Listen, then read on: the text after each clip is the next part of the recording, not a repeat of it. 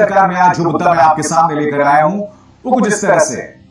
आखिर भारतीय जनता पार्टी उत्तर प्रदेश के अंदर असदुद्दीन ओवैसी के जरिए क्या करवाना चाहती है?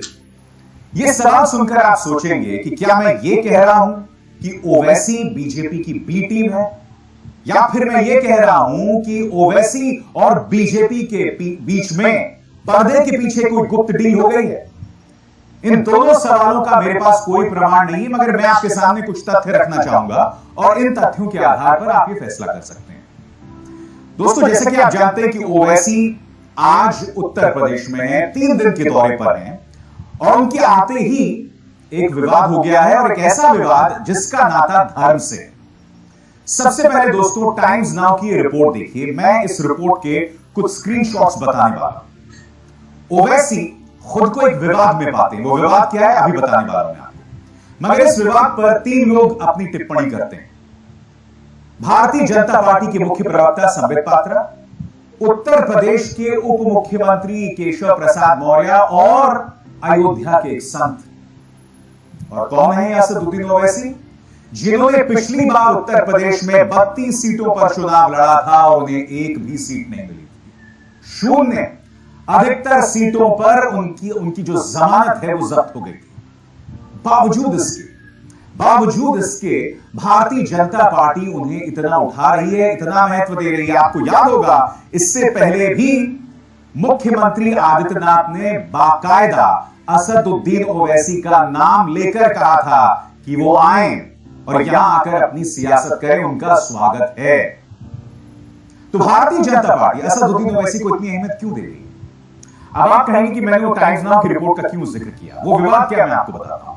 आपकी स्क्रीन पर एक पोस्टर देखिए। असदुद्दीन ओवैसी जो कि यात्रा कर रहे हैं उत्तर प्रदेश की, और नवभारत टाइम्स की इस रिपोर्ट में इस पोस्टर का हवाला किया गया है। और इस पोस्टर में जैसे कि आप देख सकते हैं, साफ तौर पर लिखा हुआ है, शोषित वंचित समाज सम्मेलन 7 सितंबर दिन मंगलवार को फैजाबाद नाम की कोई चीज नहीं इस वक्त उत्तर प्रदेश में, क्योंकि 9 नवंबर 2018 को फैजाबाद जिले का नाम बदलकर अयोध्या कर दिया गया था। अब ओवैसी साहब तो बहुत पढ़े लिखे हैं, जब वो संसद में अपनी बात करते हैं तो बेबाकी से तथ्यों को तोड़कर अपनी बात रखते हैं। मैं आपसे पूछना चाहता हूं, ये फैजाबाद शब्द का क्यों इस्तेमाल किया जा रहा है? और जैसे ही उन्होंने फैजाबाद शब्द का इस्तेमाल किया, अयोध्या के लिए फैजाबाद, भारतीय जनता पार्टी उस पर कूद पड़ी। मैंने कार्यक्रम की शुरुआत में आपको बताया, 3 नेता केशव प्रसाद मौर्य, संबित पात्रा और अयोध्या के एक संत, वो उस पर कूद पड़े कि हम आपको रैली नहीं करने देंगे, हम आपको सामने नहीं आने देंगे। जबकि असदुद्दीन ओवैसी की राजनीतिक जमीन उत्तर प्रदेश के अंदर एक बहुत बड़ा शून्य है। भारतीय जनता पार्टी असदुद्दीन ओवैसी का इस्तेमाल इसलिए करती है क्योंकि वो चाहती है कि इस बार चुनाव मुद्दों पर ना, और अगर मुकाबला असदुद्दीन ओवैसी वर्सेस योगी आदित्यनाथ हो जाए तो भारतीय जनता पार्टी को एक बहुत ही आसान सी जीत मिल जाएगी। मुसलमानों का डर बताओ, ओवैसी का डर बताओ।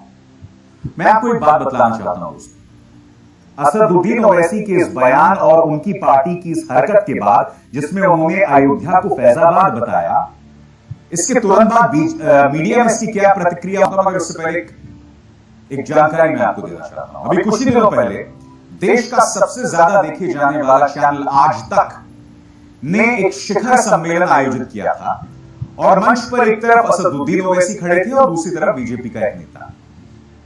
कहने को यह राजनीतिक बहस थी, मगर दोनों के पीछे धार्मिक प्रतीक थे। भाजपा के नेता के पीछे शायद ओम था, उसी तरह से ओवैसी के पीछे इस्लामिक प्रतीक था।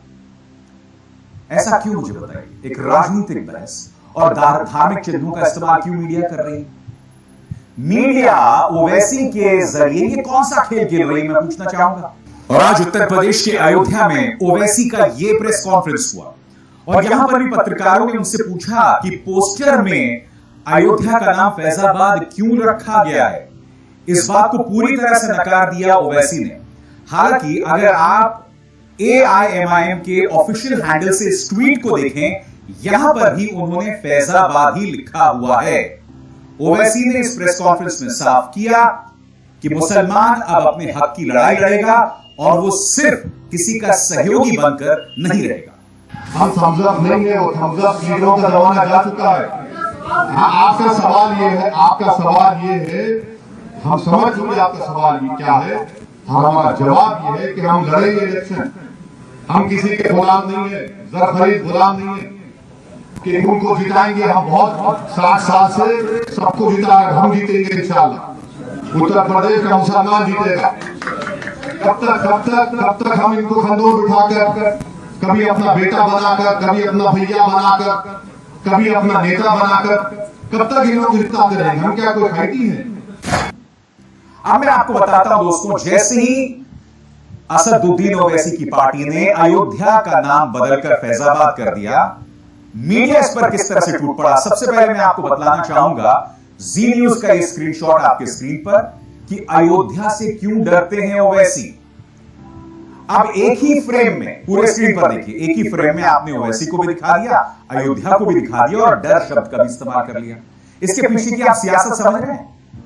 मैं आपको इस कार्यक्रम का सिर्फ 9 सेकंड का हिस्सा दिखाना चाहता हूं और आप समझ जाएंगे कि यह चैनल ओवैसी का इस्तेमाल करके भारतीय जनता पार्टी की क्या सेवा करना चाहती है। देखिए।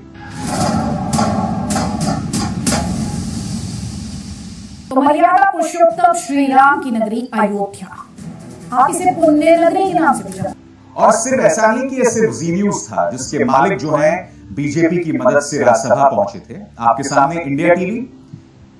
यूपी के दौरे से पहले ओवैसी की पार्टी ने अयोध्या को बताया फैजाबाद, संत बोले नहीं होने देंगे रैली। News nation. एआईएमआईएम के मुखिया असदुद्दीन ओवैसी का अयोध्या में चुनावी बिगुल। क्या है अयोध्या से फैजाबाद की राजनीति? दोस्तों, आज की तारीख में कोई भी राजनीतिक दल अयोध्या को नहीं छेड़ना चाहता, खासकर जो विपक्षी मोर्चा है, क्योंकि जैसे ही आप अयोध्या को छेड़ेंगे, जैसे ही आप अयोध्या के मुद्दे को उठाएंगे, आप राम मंदिर के मुद्दे को घसीट लेंगे, जिस पर सुप्रीम कोर्ट का फैसला आ गया, कोई विवाद नहीं उस पर। मगर ओवैसी उत्तर प्रदेश में अपना चुनावी बिगुल कहां से फूंकते हैं? अयोध्या से फूंकते हैं। और फिर उनकी पार्टी अयोध्या का नाम बदलकर फैजाबाद कर देती है, जो पूरी तरह से गलत है।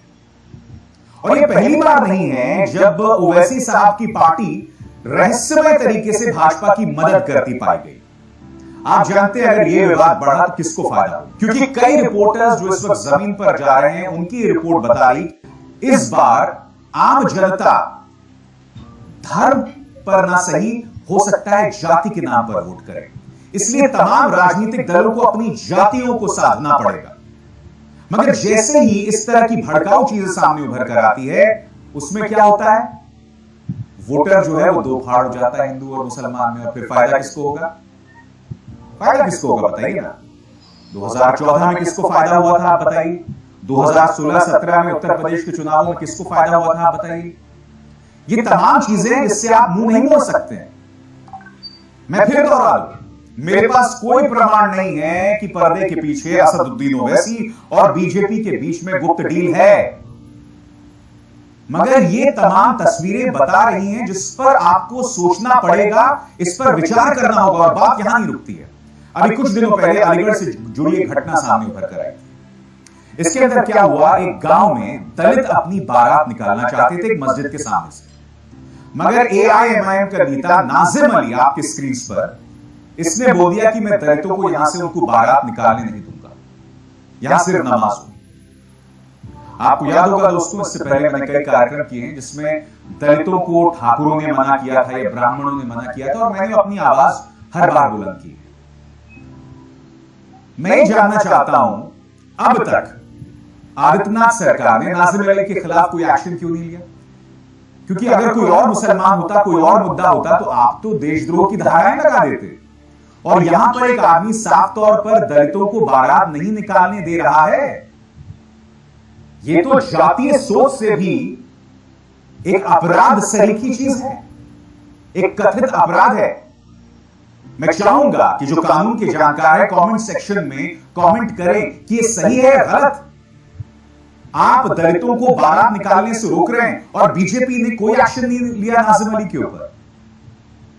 और असदुद्दीन ओवैसी ने भी अपने इस नेता के गैर जिम्मेदाराना बयान पर कोई टिप्पणी नहीं की। क्यों? किसकी मदद कर रहे हैं आप बताइए? तो ये तमाम मुद्दे जिस पर आपको सवाल करना होगा तो साफ ओवैसी का इस्तेमाल किया जाए, नंबर 1। नंबर 2, आने वाले दिनों में सांप्रदायिक तौर पर कोई बड़ी घटना हो उसके लिए जमीन तैयार की जाए। मीडिया आपका पिछलग्गू है, क्योंकि ये मीडिया मुख्यमंत्री आदित्यनाथ से सवाल नहीं करेगा, न इंसेफेलाइटिस पर सवाल करेगा, न कोरोना पर सवाल करेगा, न डेंगू पर सवाल करेगा, न लॉ एंड ऑर्डर पर सवाल करेगा। ये सब नहीं होने वाला है। उल्टा भ्रमित किया जाएगा लोग, अनाप शनाप मुद्दों की तरफ लोगों का ध्यान भटकाया जाएगा।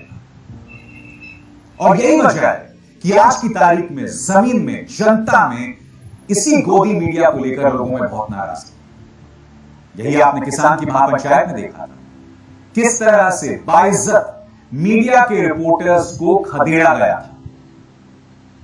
हालांकि मैं स्पष्ट कर दूं, और पहले भी करता रहा हूं, कि मैं हिंसा के बिल्कुल साथ नहीं हूं, मगर शुक्र है कि किसी भी रिपोर्टर के साथ हिंसा नहीं की गई। मगर यह भी सच है दोस्तों कि ये वही मीडिया चैनल्स हैं जो किसान को खालिस्तानी बताते हैं, आतंकवादी बताते हैं, और न जाने किन किन शब्दों से नवाजते हैं। इसलिए लाजमी हो जाता है, स्वाभाविक हो जाता है जब किसानों का गुस्सा इस तरह से उन पर फूट पड़े। मगर मैं फिर दोहराऊं, हिंसा किसी भी सूरत में रास्ता नहीं। खैर दोस्तों, ये भी सच है कि अभी तो सिर्फ शुरुआत है, और आने वाले दिनों में उत्तर प्रदेश चुनाव बहुत गंभीर होने वाले हैं, बहुत दिलचस्प होने वाले हैं, और कीचड़ बढ़ने वाला है। सवाल यह है कि क्या ये कीचड़ अंततः उत्तर प्रदेश के अंदर जो गंदगी है उसे साफ कर देगा, या फिर इस कीचड़ में